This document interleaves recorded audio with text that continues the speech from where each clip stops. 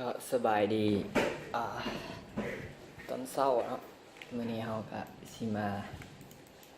เรียนเกี่ยวกับหรือว่ามาศึกษาเกี่ยวกับการตั้งค่าของโปรแกรมในโปรแกรม Word เนาะทำอิฐก็สิเป็นอ่าการเปลี่ยนฟอนต์แบบให้มันเป็นdefault ให้มันเป็นค่า default เดี๋ยวทำอิฐแม่นให้เอาไปเปิดหน้าเอกสาร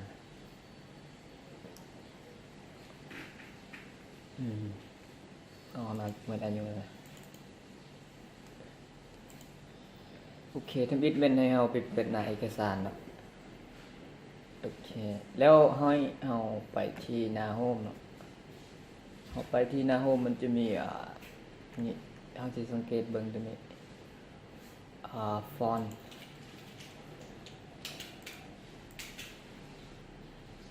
หรือว่า Ctrl D เนาะคือถ้าใครที่ถนัดแล้วก็ Ctrl D นี่เลยโอเคมาที่เบิ่งฟอนต์ตัวนี้เนาะตัวนี้เราเคยกำหนดมาแล้วเป็นฟอนต์ Saiseta OT แต่ว่าเดี๋ยวนี้เราจะกำหนดให้มันเป็นโยดเราต้องใส่เพชรสลัดครับ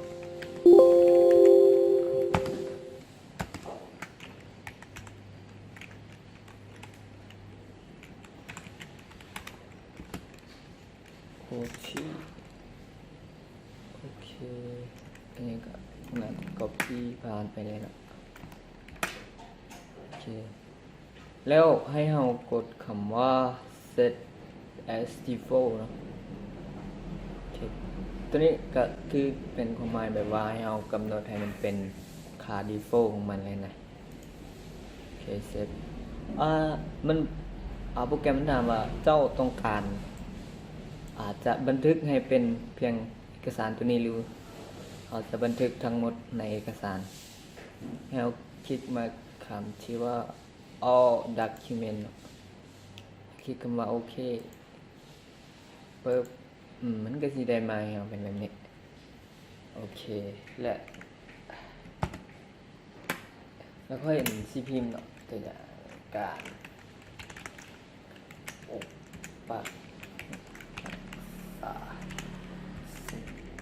หน่วยล้อมที่ชมพูตัวอย่างตัวนี้เวลาเราเข้ามาในเอกสารทันที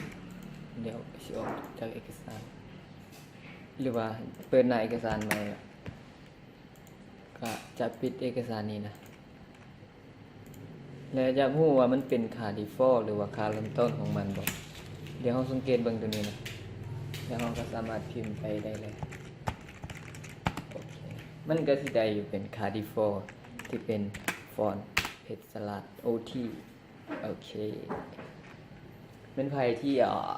มักเปลี่ยนฟอนต์ตลอดหรือว่าบ่ถนัดเราก็สามารถเข้ามาตั้งค่าเป็นค่า default ได้เลยนะโอเคและต่อมาเราต้องการจะให้มันเป็นเซฟเป็น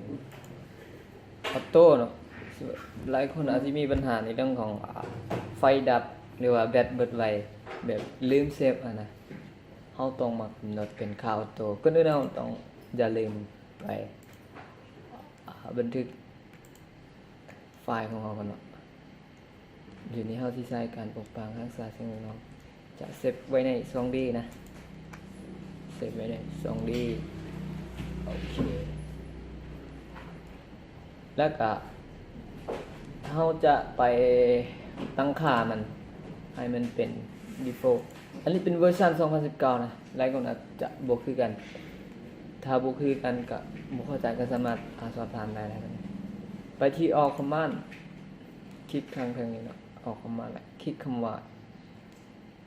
เดี๋ยว save แล้วก็กำหนดให้มันเป็น1 นาทีให้มันเซฟเท่านึงเนาะตัวนี้แล้วคลิกคำว่าโอเค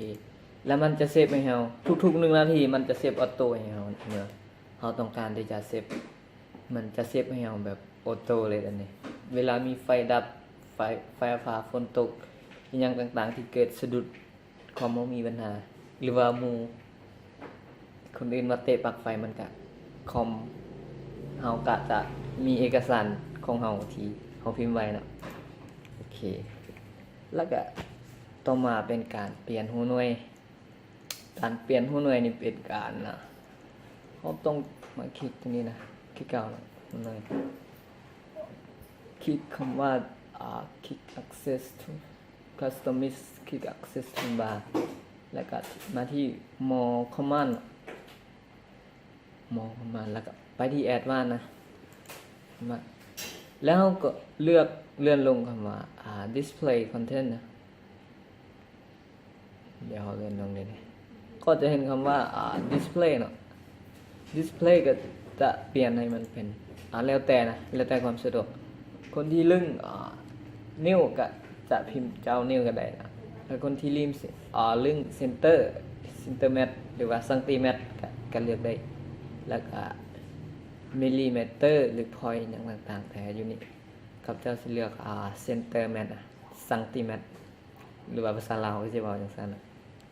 โอเคแล้วทุกเทื่อเวลาเราไปเปลี่ยนหน่วยค่าอย่างต่างๆเราอย่าลืมกดคำว่าโอเคเพื่อให้เอกสารมันบันทึกการตั้งค่าของเราโอเคทุกเทื่อที่เราเปลี่ยนมันก็จะ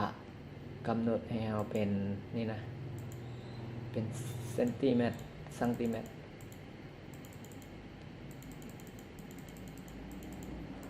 โอเคและต่อไปเป็นการเฮ็ดหน้าเป็นหน้าขอบเนี่ยนะแบบเดี๋ยวเป็นหน้าขอบจะเป็นยังไงเดี๋ยวเอามาโชว์กันนะก็เขาดิสเพลย์คือกัน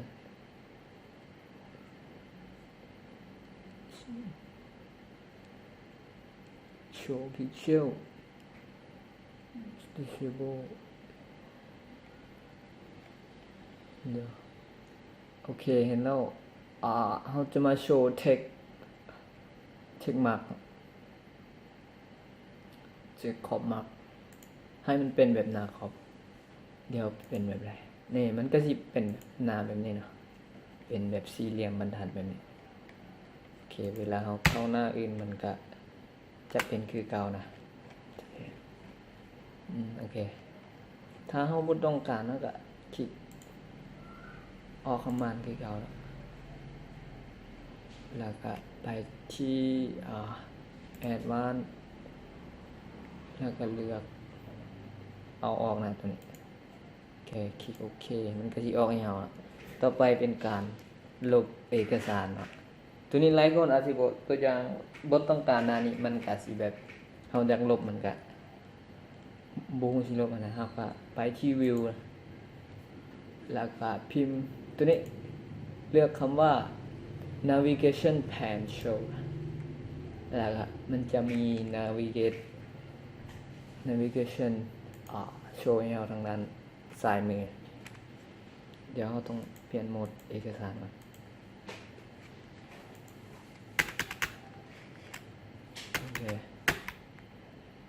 โอเคมันก็สิคือได้ครับเป็นสีหน้าแบบนี้เนาะโอเคและเราอยากลบตัวใดตัวหนึ่งครับพิมพ์คำว่า delete เลยเราเลือกหน้าเอกสารแล้วก็ delete ไปเลยโอเคแล้วมันคลิก3 บาท4 บาทมันก็จะโชว์ให้เราเป็นแบบนี้นะ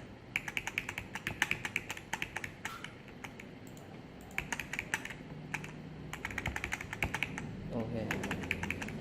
เพื่อให้มั่นใจโปรแกรมจะให้มั่นใจว่าเราต้องการลบเอกสารหรือบ่โอเคอยู่ประมาณนี้เนาะเดี๋ยวโอเคเดี๋ยวเราวิวมาเบิ่งว่าเมื่อกี้มีสิ่งหน้าแต่ว่าเดี๋ยวนี้เราลบมาเป็นหน้าเดียวแล้วโอเคนี่คือการตั้งค่าหน้าเอกสารหรือว่าการจัดการมันก็สิมีอยู่ประมาณนี้เนาะเดี๋ยวใครมีความสนใจอยากให้เฮาเฮ็ดเกี่ยวกับหยังคอมเมนต์ทางด้านรูมเลยเนาะโอเคส่วนคลิปนี้ก็ลาด้วยซ้ำนี้เนาะโอเคเจอกัน